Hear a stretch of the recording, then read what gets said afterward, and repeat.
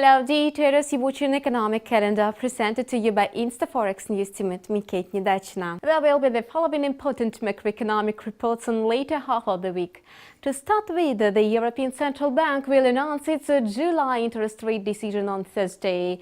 Analysts predict the regulator will keep the rate on hold at 0.15%. The previous meeting of the ECB's Governing Council was a turning point since the bank cut its key refinancing rate from a historic low 0.25% to an even lower 0.15%, and also reduced its deposit rate below zero to minus 0.1%.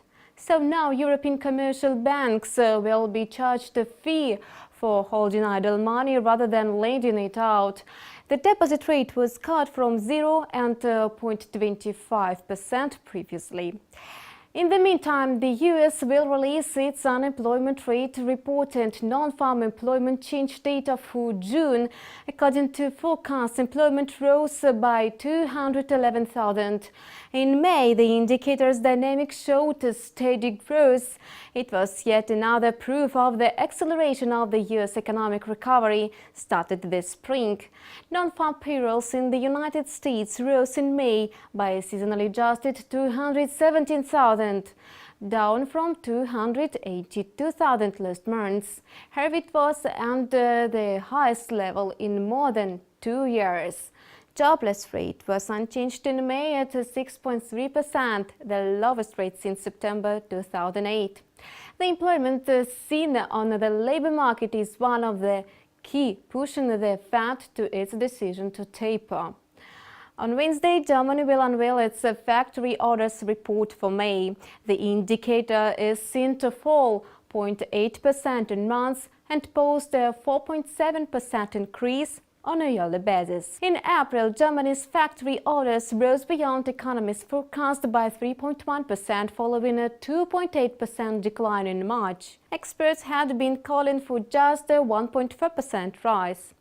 To be sure, the volume of orders for the domestic market was almost unchanged, but the level of export orders edged up 5.5% in the reporting period. Moreover, these days are marked with the following macroeconomic data. Thus, in Australia, RBA head Glenn Stevens will speak, as well as building approvals and retail sales data will be out.